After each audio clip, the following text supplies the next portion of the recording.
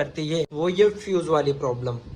ये fuse micro oven में जब भी लगाते हैं और बार बार जल जाता है, तो इसके क्या रीजन होते हैं और क्या कारण होते हैं मैं आपको डिटेल में समझाने वाला हूं। और ये काफी परेशान करता है फ्यूज वाला प्रॉब्लम, तो मैं स्टेप बाय स्टेप आपको गाइड करने वाला हूं और बताने वाला हूं कैसे आपको चेक करना है। इसके दो मेथड है चेक करने के। तो पहला मेथड तो ये है कि सारे स्पेयर पार्ट्स को आपको चेक करना है, क्योंकि फ्यूज उड़ने का जो कारण होता है, ये जितने भी पार्ट्स लगे हैं इनमें किसी में प्रॉब्लम है जिस वजह से फ्यूज उड़ता है। इतनी डिटेल में ये वीडियो मैं इसलिए बना रहा हूँ, कुछ ऐसे ही टेक्नीशियन हमारे भाई हैं जो सिर्फ एसी का काम करते हैं। तो भाई 6 महीने तुम काम करोगे और कंपटीशन इतना हो चुका है, तुम और कोई अप्लायंस रिपेयर नहीं करोगे तो यार घर कैसे चलेगा। तो आप डिटेल में इस वीडियो को देखो। और कंपटीशन का टाइम है यार, आपको पता है, अगर आप 6 महीने काम करके बैठ जाओगे तो फिर कैसे चलेगा। आपको ऐसे लगेगा इस फील्ड से स्किप मार देनी चाहिए। पर भाई सिर्फ एसी का काम नहीं करना आपको, माइक्रो ओवन हो गया, फ्रिज हो गया, हमारा वॉशिंग मशीन हो गई, इन सबको आप बनाओगे तो आप सर्दियों में सरवाइव कर पाओगे, वरना नहीं कर पाओगे। क्योंकि कंपटीशन इतना है यार, 6 महीने काम करना है, उसमें भी अच्छी कमाई नहीं हो पाती है और बंदा सर्दियों में बेरोजगारों की तरह भटकता रहता है और घर के खर्चे भी नहीं पूरे हो पाते।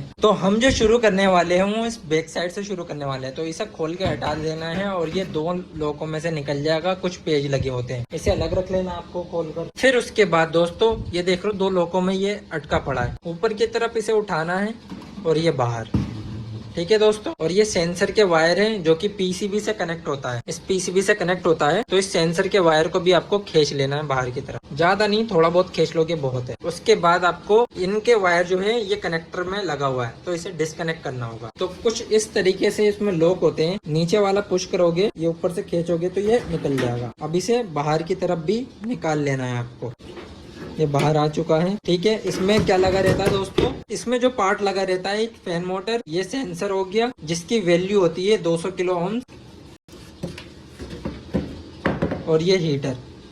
इनके अंदर हमें शॉर्टिंग चेक करनी है। अगर इनके अंदर शॉर्टिंग होगी जिस वजह से भी फ्यूज उड़ जाता है, तो सारे पार्ट की अराउंड आपको टेस्टिंग सिखा दूंगा ताकि आपको दिक्कत ना हो। कोई और पार्ट्स भी आप चेक करो, इसका कोई भी मसला रहे आप इजिली सॉल्व कर पाओ। तो सबसे पहले आपको मल्टीमीटर ले लेनी है, जिसको बजर वाले ऑप्शन पे सिलेक्ट कर लेना है। तो हमने बजर वाले ऑप्शन पे सिलेक्ट कर लिया है। मोटर को चेक कर लेते हैं। मोटर में जो आती है वैल्यू कंटिन्यूटी नहीं आती, सिर्फ किलो ओम्स में वैल्यू आनी चाहिए। तो मीटर में आप देख सकते हो, किलो ओम्स में वैल्यू आ रही है, सिर्फ कंटिन्यूटी नहीं आ रही। अब इसकी बॉडी के साथ भी चेक कर लेना है, अगर ये शॉर्ट होगी तो जाहिर सी बात है फ्यूज उड़ जाएगा। तो बॉडी के साथ भी ओके। अब हीटर को चेक कर लेना है। हीटर में कंटिन्यूटी आती है दोस्तों, कंटिन्यूटी आ रही है, मतलब ये ठीक है। बॉडी के साथ नहीं हो, दोनों टर्मिनल को चेक कर लेना है। हीटर के बॉडी के साथ भी चेक कर सकते हो। तो यहाँ तक का हमारा फाइनल हो चुका है, मतलब ये ठीक है। मैंने आपको वायरों को डिस्कनेक्ट करना बता दिया, उसी तरीके से आपको कनेक्ट करना है। ये जो फैन मोटर दिख रहा है आपको, इस फैन मोटर को भी आपको उसी तरीके से चेक कर लेना है दोस्तों, और इस हीटर को भी उसी तरीके से चेक करना है जिस तरीके से मैंने आपको बताया। तो आपका वहां से यहाँ तक का काम फाइनल हो चुका है। अब आते हैं हम थर्मोस्टेट पे। ज्यादातर जो फ्यूज उड़ती है वो डोर स्विच की वजह से, मैग्नेट्रॉन इसकी वजह से उड़ती है। तो फिलहाल मैं आपको थर्मोस्टेट से बाकी पीसीबी में जितने भी वायरिंग है ये है, इन सब तक, बाकी पीसीबी में जितने भी कनेक्ट है इन सब के बारे में बताऊंगा। तो अब हम थर्मोस्टेट को चेक कर लेते हैं। मल्टीमीटर को बीप वाले ऑप्शन पे ही रखना है। साउंड आ रही है, मतलब थर्मोस्टेट ठीक है, बॉडी से शॉर्ट तो नहीं है, ठीक है। थर्मोस्टेट जो वायर जहाँ से निकालोगे वहीं लगाना है। अब बल्ब में क्या है दोस्तों, किलो ओम्स में वैल्यू आएगी, बस देख सकते हो वैल्यू आ रही है बस। तो ये बल्ब भी हमारा ठीक है, वैसे भी 220 वोल्टेज देख के आप चेक कर सकते हो। अब हम चेक करने वाले हैं डोर स्विच को, जो कि पीसीबी के साथ है। तो पीसीबी को खोलने का एक सिंपल सा तरीका मैं आपको बता दूं। पीसीबी के अंदर यहाँ पे एक पेज होता है, पीसीबी के अंदर ये रहा पेज, जिस पेज को मैंने खोल रखा। अब इसे ऊपर की तरफ में गेट को खोलकर ऊपर की तरफ आपको उठाना है और ये पीसीबी बाहर आ जाएगी। आपकी पीसीबी बाहर आ चुकी है, ठीक है दोस्तों। तो हम डोर स्विच चेक करने वाले हैं। डोर स्विच के थिम्बल होते हैं, तो इसे निकाल लेना आपको। इसे हल्का सा ऊपर की तरफ पुश करना है और फिर ये बाहर, इसी तरीके से आपको निकालना है। डोर स्विच को भी चेक करने का बहुत इजी मेथड है, वही मेथड है। डोर स्विच की भी कंटिन्यूटी चेक करनी है दोस्तों। कंटिन्यूटी अभी नहीं बता रहा, पुश करूंगा तो बताएगा। मीटर बजने लगा, मतलब ये डोर स्विच ठीक है, इसमें कोई शॉर्टिंग नहीं है। बिना दबाए ये बीप करता तो ये शॉर्ट था। तो इसे दोबारा लगा लेंगे, लगाने का मैंने आपको बताया। तो दोस्तों इसके अंदर होते हैं कुल 3 डोर स्विच। तो तीनों डोर स्विच मैं आपको दिखा देता हूँ। जैसे कि मैंने पहला चेक करा है वैसे ही आपको सारे चेक करने हैं। तो ये रहा एक डोर स्विच ये रहा, थोड़ा सा ब्लर दिख रहा होगा आपको, और एक डोर स्विच इन तारों के नीचे ये रहा, ठीक है, तो फिर तीनों डोर स्विच चेक करना आ गया। तो इसके अंदर एक नीचे एक मोटर है जो कि अंदर रोटेशन का काम करती है, खाना को घुमाती है। तो उस मोटर को भी आपको वैसे ही चेक करना है जैसे हमने बाकी फैन मोटरों को चेक करा है। ठीक है दोस्तों, तो आपने सारे पार्ट चेक कर लिए ऊपर के, ये सारे ठीक रहेंगे। उसके बाद आप इसके अंदर सप्लाई दोगे पीसीबी बोर्ड के अंदर, और यहाँ से इस वायर को डिस्कनेक्ट करके रखोगे जो कि इसे सप्लाई देता है, ट्रांसफार्मर को, कैपेसिटर को, मैग्नेट्रॉन को डिस्कनेक्ट करके रखोगे। जब भी आपका फ्यूज उड़ता है तो आपके पीसीबी के अंदर प्रॉब्लम है। ठीक है दोस्तों, आपको पीसीबी ठीक करवानी होगी, जैसा कि हमारे साथ भी हुआ था। इसकी रिले जो होती है वो रिले जल गई थी, जिस वजह से हमें प्रॉब्लम आ गई थी। तो हमने पीसीबी रिपेयर करवाया, प्रॉब्लम सॉल्व हो गई। और ये भी मैं बता दूं, ये मेन लीड की सप्लाई कहाँ कहाँ पर आती है। तो दोस्तों यहाँ से इस पीसीबी से, फिल्टर पीसीबी से होते हुए इस पीसीबी में ये नीचे वाला जो कनेक्टर है इसके अंदर आती है। तो मैं आपको चेक करके भी दिखा देता हूँ। 220 वोल्टेज यहाँ भी आएगी। तो दोस्तों पीसीबी में से अब हमने इसे डिस्कनेक्ट कर लिया है। अब इसे हम सप्लाई देंगे। डिस्प्ले नहीं जली। ठीक है दोस्तों, अब इसके अंदर आ रहे हैं 220 वोल्टेज, अब इसके अंदर आ रहे हैं 220 वोल्टेज। तो मल्टीमीटर में भी मैं आपको चेक करवा दूं। यहाँ से जो सप्लाई आती है पीसीबी में जो जाएगी वो यहाँ आएगी, और पीसीबी में से जो आउट होगी वो ये रही तिम्बर। जो पीसीबी से हमारे 220 वोल्टेज ट्रांसफार्मर को जाएगी वो देख सकते हो दोस्तों, ऐसे जाएगी। अब मैं जैसे ही मैग्नेट्रॉन को सप्लाई दूंगा यहाँ पे 220 वोल्टेज आ जाएंगे। आगे दोस्तों 220 वोल्टेज। तो ऐसे चेक कर सकते हो वोल्टेज कहाँ कहाँ पे आ रहे हैं।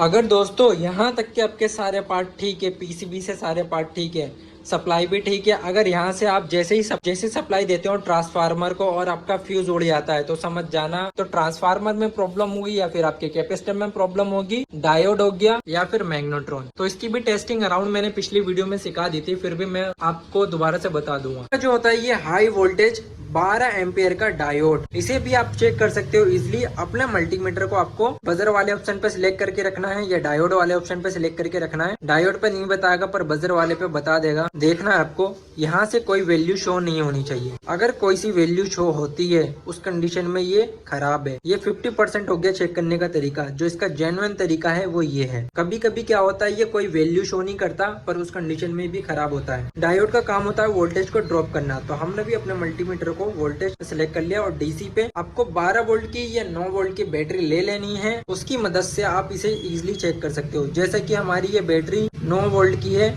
जो कि हर टेक्नीशियन के मल्टीमीटर के अंदर होती है। 9 वोल्ट की अपने देख ली।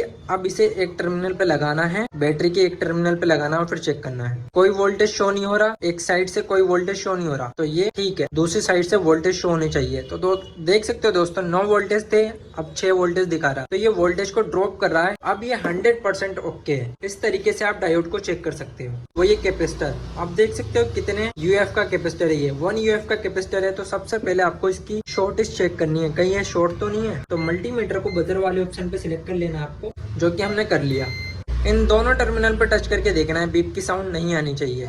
बॉडी से भी देखना है दोनों टर्मिनल को बारी बारी। अगर बीप की साउंड नहीं आती तो ये 50% ओके है। 100% शॉर्टी कब मिलेगी? जब आप इसकी वैल्यू चेक करोगे यूएफ वाले ऑप्शन पे सिलेक्ट करके, जो कि हमने कर लिए यूएफ वाले ऑप्शन पे सिलेक्ट। 1 यूएफ का है तो ये 1 यूएफ ही दिखाना चाहिए। 1 यूएफ का है तो 1 यूएफ दिखा रहा है। 3% माइनस प्लस चलता है जो कि इसमें लिखा हुआ है, ये लिखा हुआ। तो 1 यूएफ दिखा रहा है तो ये 100% ओके है। इस तरीके से इन छोटे छोटे पार्टों की आप टेस्टिंग कर सकते हो इजिली। अब आते हैं हम इस मैग्नेट्रॉन के ऊपर, जो इन पार्टों के बाद सबसे ज्यादा खराब होने वाला पार्ट है, हाई वोल्टेज मैग्नेट्रॉन। तो मैग्नेट्रॉन को भी आप चेक करोगे बजर वाले ऑप्शन पे सिलेक्ट करके, जो कि हमने कर लिए। इसके इन दोनों टर्मिनल पे लगाना है। बजर की साउंड आनी चाहिए, आ रही है, फिर बॉडी के साथ नहीं आनी चाहिए। तो दोस्तों ये अब 50% ओके है। बॉडी के साथ नहीं आनी चाहिए, बारी बारी चेक करना है। उसके बाद जो आपको टेस्टिंग करनी है दोस्तों, इसकी फिजिकल टेस्टिंग। जैसे कि ये मैग्नेट हो गए, ये मैग्नेट टूटे हुए नहीं होना चाहिए, न ही ये आगे से जला होना चाहिए। जो इसके अंदर ट्यूब लगी होती है वो फुल वैक्यूम के साथ लगी रहती है। वो ट्यूब ये है, इसके अंदर फिलामेंट होती है। अगर ये यहाँ से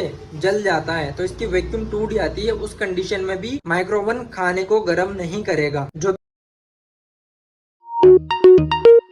माइक्रो ओवन काम नहीं करती। ये वो मैग्नेट होता है जो चटक जाती है, जिस वजह से भी माइक्रो ओवन काम नहीं करता। ये ओवरहीट होता है जिस वजह से मैग्नेटों में दरार आ जाती है। तो इस तरीके से आपको तसल्ली पूर्वक इसे चेक करना है। मैग्नेट टूटा हुआ ना हो, आगे से जला हुआ ना हो, बॉडी शॉर्ट ना हो, इन दोनों टर्मिनल पे बीप की साउंड आनी चाहिए। उस कंडीशन में ये 100% ठीक माना जाएगा। ट्रांसफार्मर के अंदर 3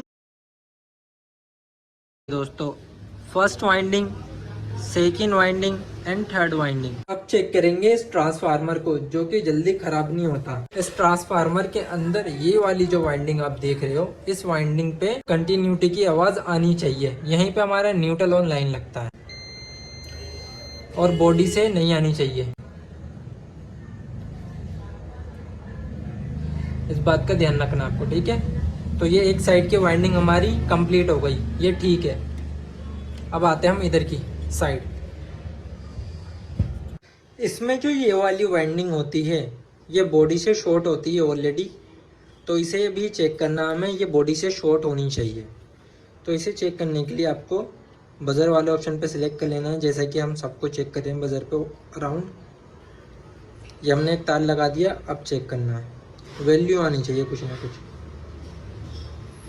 तो दोस्तों वैल्यू आ रही है, तो इस कंडीशन में ये ठीक है, ये वाला टर्मिनल जो है इसका। अब इन दोनों को चेक करेंगे, इन दोनों के अंदर कंटिन्यूटी आनी चाहिए, आ रही है। इनसे भी चेक कर लेंगे, इन वाइंडिंगों से शॉर्टेज नहीं दिखाना चाहिए, कोई कंटिन्यूटी कोई वैल्यू नहीं आनी चाहिए, ना ही बॉडी से आनी चाहिए।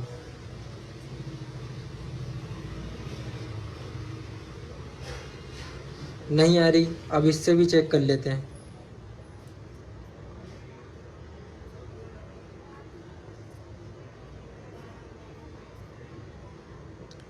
इससे भी नहीं आ रही।